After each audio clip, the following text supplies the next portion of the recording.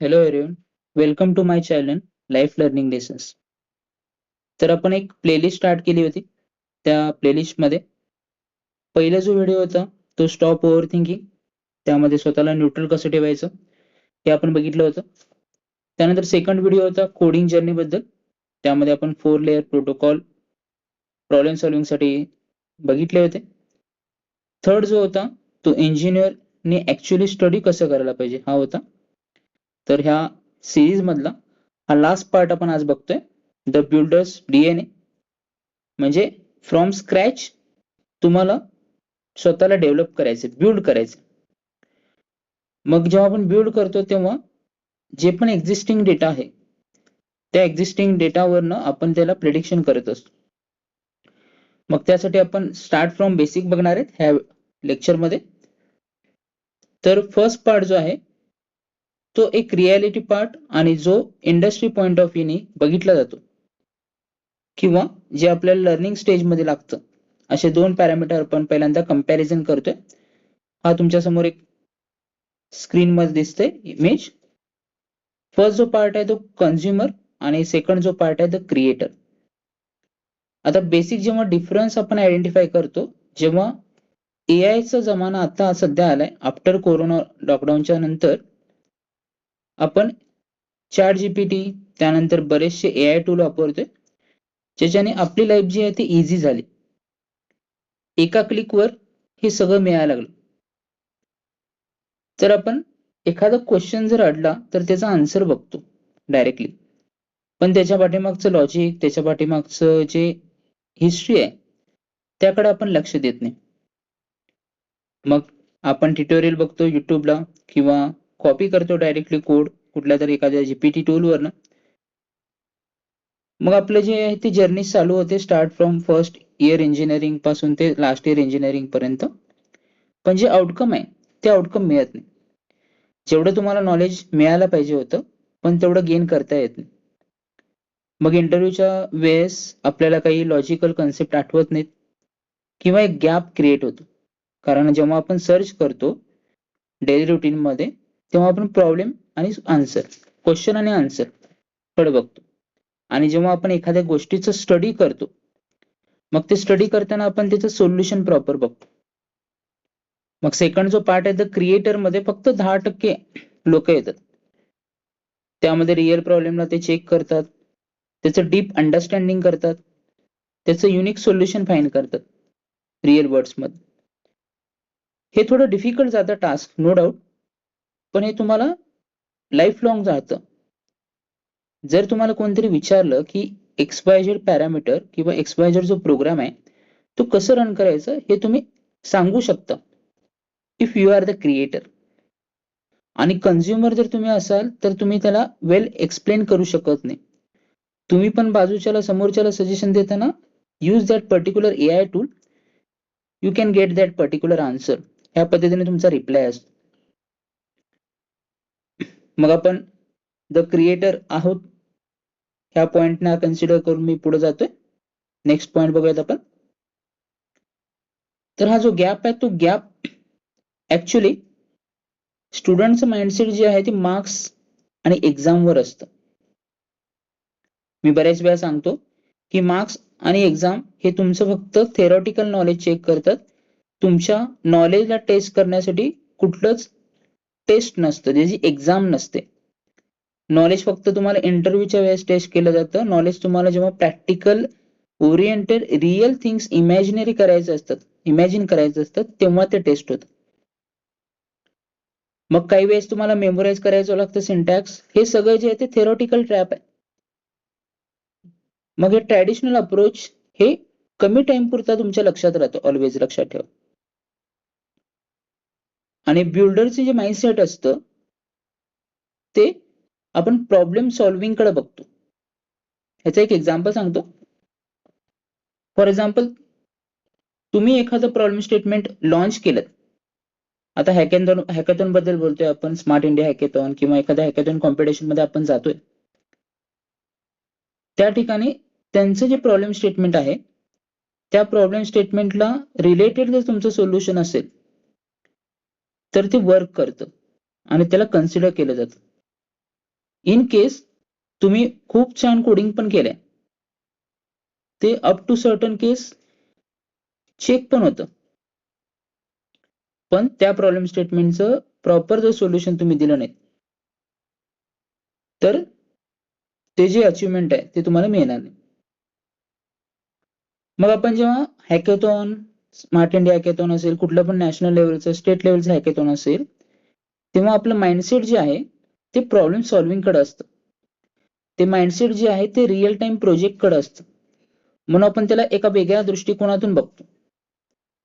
तसं आपण नॉर्मली इंजिनिअरिंगच्या जर्नीमध्ये जर हा रुटीन फॉलो केला, तर आपलं माइंडसेट त्या पद्धतीने होईल जे की प्रॉब्लेम सॉल्व्हिंगच्या माइंडसेटमध्ये असेल.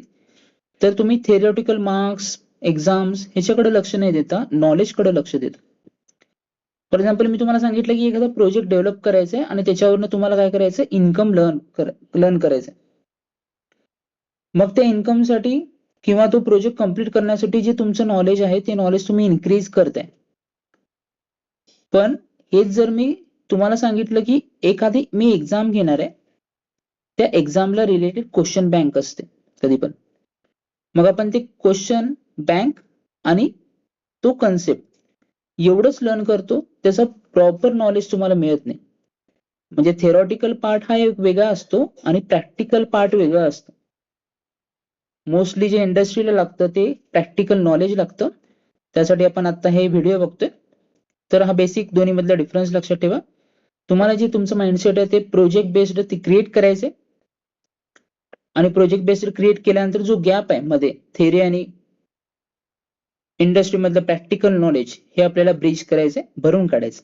ओके, नेक्स्ट पॉइंट येतो, हे तुम्ही रिलॅक्स माइंडसेट मध्ये असता कधी, जेव्हा तुम्हाला टेन्शन नसतं. फॉर एक्झाम्पल मी तुम्हाला म्हणलं की उद्या तुम्हाला सबमिशन करायचंय किंवा तुम्हाला एखादी कोड करून आणायचंय, तर तुम्ही नॉर्मली जेव्हा टाइम स्लॉट कमी असतो तेव्हा आपल्या माइंडला प्रेशर असतं, आणि जेव्हा प्रेशर असतं माइंडवर, ते एकदम इझिएस्ट वे फाइंड करतं तुमच्या लाईफमध्ये कधी पण. म्हणजे इझिएस्ट वे कुठला आहे, go to the chat particular chat GPT, search the query, get the answer, write in notebook and show it to the teachers, that's it.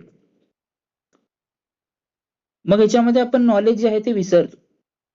आणि इन केस जर सडनली तुम्हाला मी म्हणलं की एखाद्या कॉम्पिटिशनला जायचंय आणि त्या कॉम्पिटिशन मध्ये तुम्हाला तुमचं बेस्ट द्यायचंय, आणि त्या कॉम्पिटिशन मध्ये कुठलंच एआय टूल तुम्हाला युज करता येणार नाही, आणि तुम्हाला कुठलंच जे तुम्ही डेली रुटीन मध्ये टूल वापरत होतात, इंटरनेट नाहीये, मग त्या ठिकाणी तुमचं जे आहे ते नॉलेज गेनिंग साठी चालू होतं काम. मग आपण त्यावेळेस आपल्या माइंडला सांगतोय प्रत्येक वेळेस की ही स्टेज मला बिल्ड करायची, अशा पद्धतीने वर्क करायचंय, जेणेकरून मला जे जे चॅट जीपीटी सांगत होते त्या पद्धतीने नॉलेज बिल्ड करायचं. हे जे आहे ते रियालिटी आहे, ह्याला आपण इंडिपेंडेंट असं म्हणतो. आपण कुठल्या एआय टूल वर डिपेंडेंट नाहीये. एआय ला माणसाने बनवलंय, तर माणूस हा इंडिपेंडेंट आहे, आणि त्याचे जे थॉट्स आहेत, त्याच्या जे माइंड मध्ये जी पॉवर आहे, ती पॉवर कुठल्याच एआय टूल मध्ये नाहीये, एवढं लक्षात ठेवा. तर तुमचं जे बिल्ड झोन आहे, तुमचं जे कम्फर्ट झोन आहे, त्याच्यातून तुम्हाला बाहेर येऊन स्वतःला डेली थोडं थोडं थोडं थोडं इम्प्लिमेंट करत जायचंय कोडिंग मध्ये, किंवा तुमच्या फील्डमध्ये जे पण वर्क असेल त्याचं तुम्हाला मास्टर व्हायचंय. मास्टर म्हणजे काय, जो स्वतः शिकतो आणि दुसऱ्यांना घडवतो, आणि दुसऱ्यांना सांगता सांगता स्वतःचं नॉलेज आणि त्यांचं नॉलेज इन्क्रीज करतो, ते तुम्हाला मास्टर व्हायचंय त्या कोड, पर्टिक्युलर कोडमध्ये. तर आता इथपर्यंत आपण बघितलंय ऍक्च्युली की प्रॉब्लेम जो आहे तो एआय टूल न वापरायचा किंवा वापरायचा एवढ्यावर डिपेंडेंट नाहीये, तर त्यामुळे जे होणारे ड्रॉबॅक आहेत ते आपण बघितलो. तर पार्ट 2 येतो ह्या व्हिडिओचा, नेक्स्ट फेज 2, हे कसं हँडल करायचं. त्यासाठी हा आपण पार्ट 1 जे आहे ते तुमच्या ब्रेनला कधी पण न्यूट्रल ठेवायचे. म्हणजे कधी कधी आपण जास्त विचार करतो, कधी कधी एखाद्या गोष्टीचं टेन्शन घेतो, उद्या इंटरव्ह्यू असेल तर त्याची भीती वाढते. फॉर एक्झाम्पल तुम्हाला उद्या एखादं काम करायचं असेल तर त्याची भीती वाढते. मग भीतीमध्ये आपण मगाशी जसं माइंडला सांगितलं की रिलॅक्स, तो माइंड कायम रिलॅक्स ठेवण्यासाठी आपण काय करतो की काहीतरी जुगाड करतो किंवा काहीतरी करतो, जेणेकरून तुमचं काम होतं, पण तुम्हाला त्याच्यामधलं आनंद जो आहे, तो हॅपीनेस जो आहे तो मिळत नाही. तर न्यूट्रल माइंड ठेवायचे. हा पार्ट 1च्या व्हिडिओमध्ये मी ऑलरेडी सांगितलंय. पार्ट 2 मध्ये आपल्याला अनालिसिस फेज मध्ये आपण पहिल्यांदा प्रॉब्लेमला डिफाईन करतोय. प्रॉब्लेमला डिफाईन करताना बऱ्याच वेळेस असं होतं की फॉर एक्झाम्पल मगाशी मी सांगितलं होतं की प्रॉब्लेम स्टेटमेंट तुमचं स्वतःच आहे, तर तुम्हाला ते एक्झॅक्टली माहित असतं. तसं प्रत्येक प्रॉब्लेम स्टेटमेंटला जेव्हा ऍज अ इंजिनियर म्हणून आपण बघतोय, तो प्रॉब्लेम स्टेटमेंट आपला असतो. कारण जोपर्यंत प्रॉब्लेम स्टेटमेंट आपला नसतो तोपर्यंत आपण त्याच्यावर सोल्युशन फाइंड करत नाही, लक्षात ठेवा. आणि जेव्हा आपल्या प्रॉब्लेम स्टेटमेंट असतो तेव्हा आपल्याला त्याचं डिझाईन फ्लो कळतं. म्हणजे बऱ्याचशा गोष्टी सॉल्व्ह होतात जेव्हा क्वेश्चन आपल्याला समजतं. तर क्वेश्चन समजला, त्याला आपण डिफाईन करू शकलो एक्झॅक्टली, तर त्याचा आपण डिझाईन फ्लो करतो, ज्याच्यामध्ये इनपुट, प्रोसेस आणि आउटपुट हे 3 पार्ट येतात.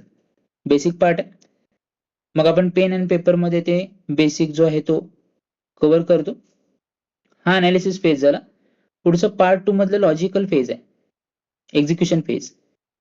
मग आपण ते लॉजिक बिल्ड झाल्यानंतर त्याला आपण मॅन्युअल टेस्ट करतो. म्हणजे आपलं जे पेन पेपरवरचं लॉजिक आहे ते कोडिंगच्या वेळेस एक्झॅक्टली मॅच होतं का, ह्याचं आपण अनालिसिस करतो. एक्झिक्युशनला वेळेस ते प्रॉपर एक्झिक्यूट होईल का याला. आणि लेयर 4 मध्ये आपण त्या पर्टिक्युलर कोडला जे आपण व्हिज्युअलाइज केलं होतं त्याला आपण मशीन मध्ये टाईप करून त्याचं जी कॉपी आहे त्याचं सिंटॅक्स आणि बाकी सगळे जे एक्झिक्युशन आहे ते कम्प्लीट करतो. मग हे का बरं केले 4 लेअर लॉजिक? कारण आपल्याला व्हिज्युअलाइज झाल्यानंतर बऱ्याचशा गोष्टी समजतात. त्यामध्ये बरेचसे एक्झाम्पल मी सांगितले. त्यानंतर आहे पार्ट 3. कधी कधी आपण एखाद्या गोष्टीचा जास्त विचार करतो, जास्त उशीर त्या गोष्टीवर आपला टाइम स्पेंड करतो. मग ती गोष्ट आपल्याला आवडत नसेल तर माझं क्लिअर असं सजेशन असतं प्रत्येक वेळेस की पर्टिक्युलर गोष्ट जर तुम्हाला आवडत नसेल तर फोर्सफुली करू नका. मध्ये ब्रेक घ्या. तुम्हाला जी हॉबी आवडते ती हॉबी त्या टाइम मध्ये करा. मग तुमचं माइंड रिलॅक्स होतं. मग तुम्ही कम्फर्ट झोन मध्ये जाताय, जे की टास्क कम्प्लिशन साठी इम्पॉर्टंट असतं. न्यूट्रल स्टेज मध्ये जाताय. तर हे स्टेज मध्ये तुम्ही जे रिझल्ट आहे ते जास्त चांगलं करू शकता. तर हा पार्ट 3 15 मिनिटाचा जो मध्ये तुम्हाला गॅप पाहिजे तो तुम्ही घेऊ शकता.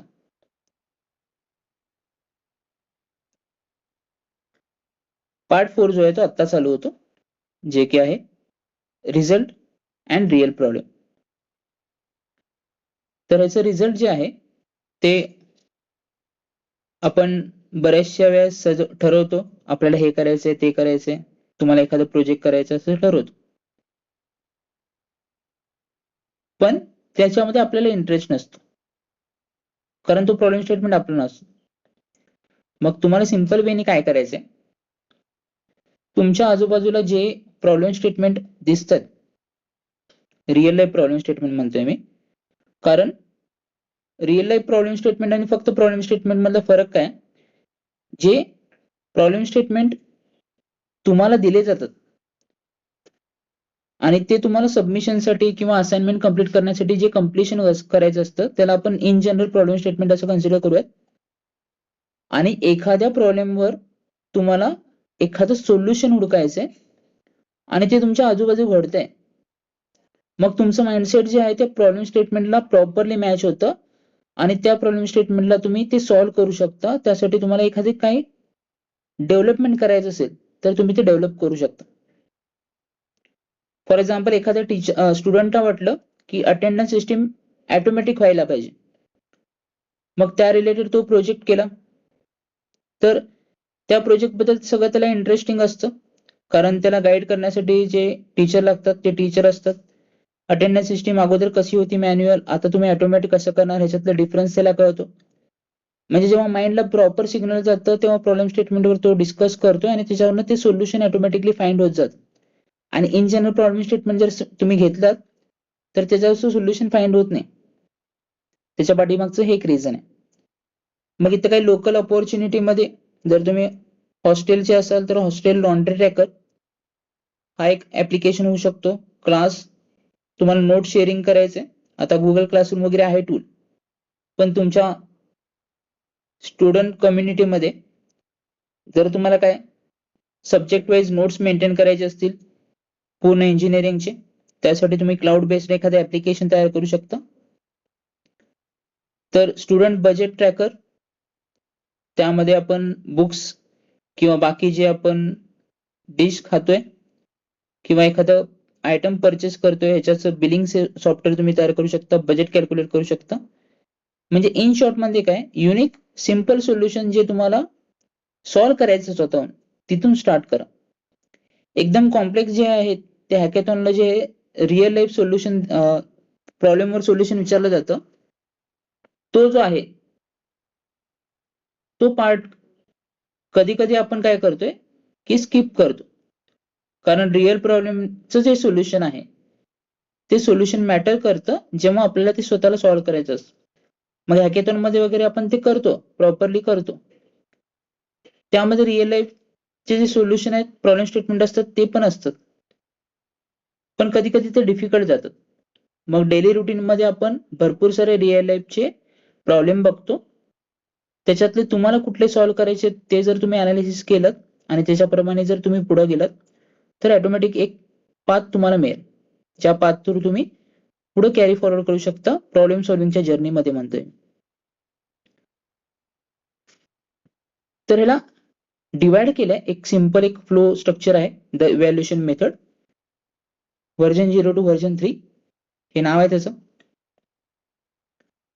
तर पहिल्यांदा काय करायचं, मला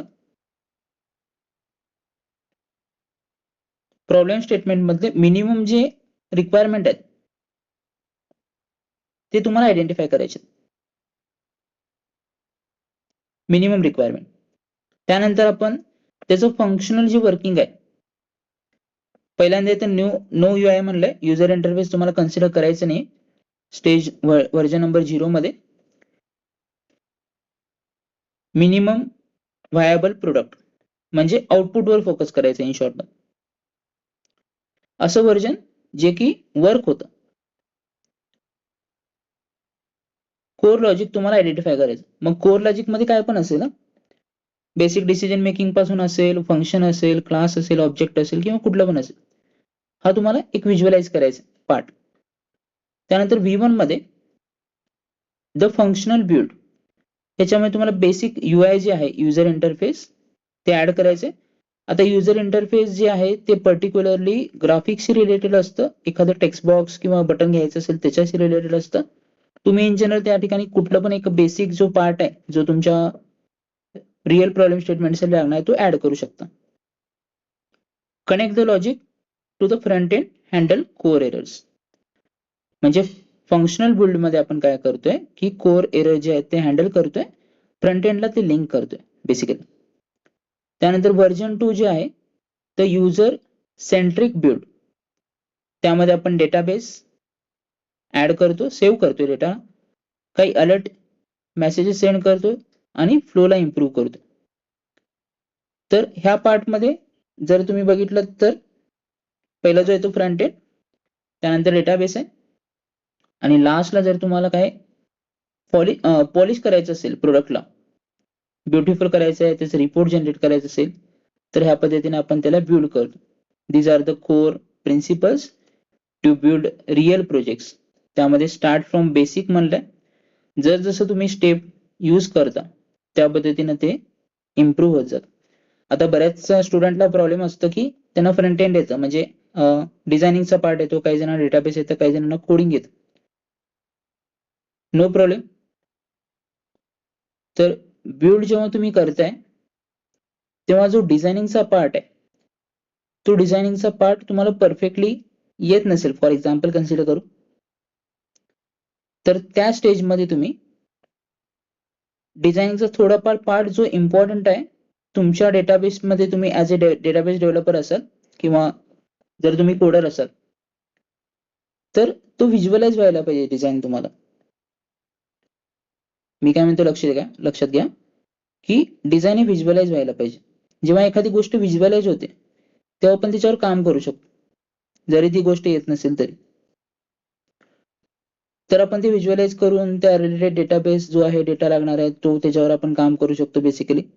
नंतर जर काही रिक्वायरमेंट अपडेशन असेल तर ते तुम्ही करू शकता. जर तुम्ही कोडर असाल तर कोडरला बाय डिफॉल्ट डिझायनिंग झाल्यानंतर काम स्टार्ट होतं, किंवा बेसिक जे आहे ते तुम्ही टेम्पलेट कोडिंगचं तयार करून ठेवू शकता आणि त्या पद्धतीने काम करू शकता. तर रिअल लाईफ प्रोजेक्टच्या ह्याच्यामध्ये जर अगोदरच्या थोड्या टाइम पिरियडच्या अगोदर म्हणजे बिफोर फ्यू इयर्स डिझाईनवर फोकस होता. आता फोकस डेव्हलपमेंटवर आहे. आता फोकस व्हिज्युअलायझेशनवर आहे. तुमच्याकडे डेटा जेवढा आहे ते मॅटर करत नाही, तुम्ही त्याला कशा पद्धतीने रिप्रेझेंट करता ते मॅटर करतं in terms of data visualisation. मग डेटा आहे तोच राहिला, डिझायनिंग एवढं मॅटर करत नाहीये. त्याच्यानंतर कोडिंग जो पार्ट आहे, तो कोडिंगचा पार्ट जो आहे ते मगाशी डिस्कस केल्याप्रमाणे एआय करतो. एआय थ्रू आपण कोड करू शकतो. पण त्याचं पॉलिस्टर जे प्रोडक्ट आहे, जे मार्केटमध्ये लागतं, ते इम्पॉर्टंट आहे. आता ह्या रिलेटेड रिसेंटली काही इंडस्ट्रीमध्ये एआय टूल जे आहेत ते एआय टूल वापरायचं, आणि जर वापरता आले नाही तर रिसेंटली एका न्यूज मध्ये ते सांगितलंय की काही एम्प्लॉईजला त्यांनी काढून टाकलं. म्हणजे visualisation it is a main part, आणि तुम्ही कोडिंग केल्यानंतर त्याला ते व्हिज्युअलाइज करून रिप्रेझेंट करण्यासाठी काही टूल्स आहेत. आणि इन केस काही बग्स आले, एरर्स, त्या ठिकाणी एआयचा वापर हा चालतो. पण तुम्हाला ओव्हरऑल डेव्हलपमेंट करायचं असेल आणि overall development from scratch to 100% जर शिकायचं असेल तर तुमच्याकडे जी रोडमॅप आहे ती रेडी पाहिजे. तर याच्यात आपण तो रोडमॅप बघितले. त्यानंतर बेसिकली आपण रिझ्यूम स्ट्रॉंग करायचं, हा इंजिनिअरिंग मध्ये एक फंडा असतो. ऑब्विसली तुमच्या रिझ्यूमला अगोदर अनालिसिस केलं जातं इंडस्ट्रीमध्ये, आणि त्या रिझ्यूमला अनालिसिस केल्यानंतर तुमच्यातले जे टेक्निकल स्किल्स आहेत ते बघितले जातात. पण त्या रिझ्यूम वरनं शॉर्टलिस्टेड तुमचं पहिल्या राऊंडसाठी म्हणजे ऍप्टिट्यूड साठी होईल. ऍप्टिट्यूड मधून जेव्हा तुम्ही क्रॉस करून जाताय तेव्हा फॉर एक्झाम्पल ग्रुप डिस्कशन असेल, तर त्या ग्रुप डिस्कशन मधून जर पण तुम्ही पुढे आलात, तर जेव्हा पर्सनल इंटरव्ह्यू आणि एचआर इंटरव्ह्यू होतो त्यावेळेस तुमची ऍक्च्युअल टेस्ट असते. मग त्यावेळेस जे पण तुम्ही ऍप्लिकेशन केलं असं सांगतात, ते ऍप्लिकेशन किंवा जे प्रोजेक्ट आहेत त्याच्यातले तुम्हाला विचारलं जातं, what is the role of your what is the role of you in your project, हा एक क्वेश्चन विचारला जातो. त्याच्या पाठीमागे एक जो अनालिसिस असतो तो असा असतो की प्रोजेक्ट जर टीम मध्ये असतो, आणि जेव्हा आपण एखाद्या टीम बद्दल बोलतोय तेव्हा तुमचं कॉन्ट्रीब्युशन जे आहे ते थोडंफार असू शकतं, 10% 20%, depending on the your role. म्हणजे तुम्ही डिझायनिंग असाल तर डिझायनिंग, जर तुम्ही टेस्टर असाल तर टेस्टर, असे भरपूर सारे रोल्स असतात. मग हे आपण डिवाइड करत जातो. मग कंपनीच्या रिक्वायरमेंट नुसार तुमच्याकडे जे स्किल आहेत ते आहेत का हे चेक करण्यासाठी तुमचा डोमेन आणि कंपनीचा डोमेन हे मॅच झालं फॉर एक्झाम्पल, तर तुम्हाला त्या रिलेटेड क्वेश्चन विचारले जातात. तर ते क्वेश्चन जे आहे ते क्वेश्चनचा आन्सर हे तुम्ही ज्या पद्धतीने देता त्याच्यावरून समजतं की तुम्ही पर्टिक्युलर प्रोजेक्ट कंप्लीट करण्यासाठी एआय टूल वापरलाय का, कोड तो कुठून कॉपी केलाय का, प्रोजेक्ट ढापलेला आहे, हे सगळ्या गोष्टी समजतात. आणि ओव्हरऑल जर तुम्ही काही प्रोजेक्ट व्यवस्थित केलं असेल, त्याच्यावरून तुम्ही आन्सर व्यवस्थित दिलं असेल, तर तुम्हाला ते एक्सप्लेन करता येत. म्हणजेच इन शॉर्ट मध्ये जे मगाशी मी सांगितलं होतं की जर तुमचं प्रॉब्लेम स्टेटमेंट असेल रिअलचं, तर त्याला आपण हँडल करू शकतो. म्हणून जेव्हा तुम्ही फायनल इयरचा प्रोजेक्ट घेता, जेव्हा तुम्ही प्रोजेक्ट करता इंजिनिअरिंग मध्ये कुठला पण असेल, तो तुमच्या इंटरेस्ट नुसार करा, जेणेकरून त्याच्यामध्ये तुम्हाला इंटरेस्ट येईल आणि ते प्रोजेक्ट स्वतः बिल्ड केल्याचा जो कॉन्फिडन्स आहे तो कॉन्फिडन्स तुम्हाला पुढे घेऊन जातो. तो कॉन्फिडन्स तुम्हाला इंटरव्ह्यू मध्ये कामाला येतो. तो कॉन्फिडन्स तुमच्या रिअल लाईफ मध्ये जेव्हा तुम्हाला प्रोजेक्ट एक्सप्लेन करायचा असतो तेव्हा कामाला येतं. म्हणून तुमच्या रिक्वायरमेंट नुसार जेव्हा पण एखाद्या सेमिस्टरमध्ये, प्रत्येक सेमिस्टरमध्ये तुम्हाला एखादा स्मॉल प्रोजेक्ट लर्न करायचा आहे, जो की इम्पॉर्टंट होईल तुमच्या जर्नीमध्ये. त्यानंतर गिटहबचं तुम्हाला एक अकाउंट क्रिएट करायचे. गिटहबच्या वर मी एक व्हिडिओ बनवेल, त्यावेळेस तुम्हाला सांगेल ऑब्विसली. तर तुम्हाला दाखवण्यासाठी जेव्हा तुम्ही इंटरव्ह्यूला फेस करता तेव्हा तुमचं गिटहबचं एक रेपो असला पाहिजे. त्याच्यातलं readme.md जी फाईल असते, तर तुम्ही तो प्रोजेक्ट कसा केलाय किंवा प्रोजेक्टची सगळी रिक्वायरमेंट हे सगळं तुम्हाला त्यात ऍड करायचं असतं. आणि वर्किंग सॉफ्टवेअर किंवा एखादं डॉक्युमेंटेशन तुम्हाला जिथे लाईव्ह प्रूफ दाखवावं लागतं. You can upload that particular video also in your GitHub account. तर हे सगळं जेव्हा तुम्ही मॅनेज करता, तुमच्या रिझ्यूम मध्ये गिटहबचं रेपोचं तुम्ही URL ऍड करणार आहेत. हे मोस्ट इम्पॉर्टंट आहे. त्यानंतर लिंक्डइनचं एक प्रोफाईल इम्पॉर्टंट आहे. जेवढे पण तुम्ही कॉम्पिटिशनला जाता, जेवढे पण तुम्हाला सर्टिफिकेट मिळालेत आणि जेवढी पण तुमची रिझ्यूम मध्ये सगळी गोष्टी आहेत, ते सगळं तुम्ही गिटहबला आणि लिंक्डइनला अपलोड करायचे. मग जेव्हा मोठमोठे कंपनीला तुम्ही व्हिजिट करता, म्हणजे इंटरव्ह्यूला जाता, त्यावेळेस हे मॅटर करतं. तुमचा रिझ्यूम स्ट्रॉंग असायला पाहिजे, ही बेसिक गोष्ट आहे. त्यानंतर तुमचं गिटहब रेपो मध्ये किती प्रोजेक्ट तुम्ही केलेत ते सगळे अपलोड असायला पाहिजेत. त्यानंतर त्याचं एव्हिडन्स प्रॉपर पाहिजे. अशा प्रकारची गोष्टी आहे जे ते चेक होतात. आणि पूर्ण ओव्हरऑल जर्नीमध्ये जे तुम्ही प्रोजेक्ट केलात, ते प्रोजेक्ट जर तुम्हाला कोणाला सांगायचं असेल किंवा शेअर करायचं असेल, तर गिटहब इज बेस्ट. कोलॅबोरेटिव्ह जे डेव्हलपमेंट असतं, इंडस्ट्रीमध्ये सायमल्टेनियसली वर्क करतात. कारण डेव्हलपमेंटचं काम झाल्यानंतर टेस्टरकडे तो प्रोजेक्ट जातो. मग डेव्हलपमेंटने एखादी फाईल चेंज केली तर टेस्टरला ते इमिजिएटली समजतं, गिटहब वरती काय करतात, पुश करतात. मग ह्यासाठी तुम्हाला गिटहब जे आहे ते लर्न करणं इम्पॉर्टंट आहे. तुम्ही सेकंड इयर, थर्ड इयर किंवा फायनल इयर मध्ये असाल तर गिटहबचं जे रेपो आहे ते तुम्ही बनवून त्या पद्धतीनं प्रत्येक सेमिस्टरला ऍटलिस्ट एक प्रोजेक्ट जो की तुम्हाला इंटरेस्टेड आहे असा रिअल लाईफ वर, ते तुम्ही गिटहब वर अपलोड केलं पाहिजे. कुठल्या पण लँग्वेज मध्ये असेल तर ते अपलोड केलं पाहिजे. इवन अपलोड केल्यानंतर जे तुम्हाला होस्ट करायचं असतं, काही होस्ट प्लॅटफॉर्म पण आहेत, त्यातलं व्हर्सल एक ऍप्लिकेशन आहे ज्याच्यामध्ये तुम्ही गिटहबला इंटिग्रेशन करून React.js किंवा Node.js वर ऍप्लिकेशन बनवू शकता. आता हे सगळं झाल्यानंतर the pillars of engineering mastery. Ownership म्हणजे तुमचा कोड तुमचा आहे हे ह्याचं तुम्हाला कॉन्फिडन्स असेल. Authority, you become the go to expert in your domain, not just syntax knower. म्हणजे तुम्ही त्या पर्टिक्युलर फील्ड मध्ये एक्सपर्ट होऊ शकता.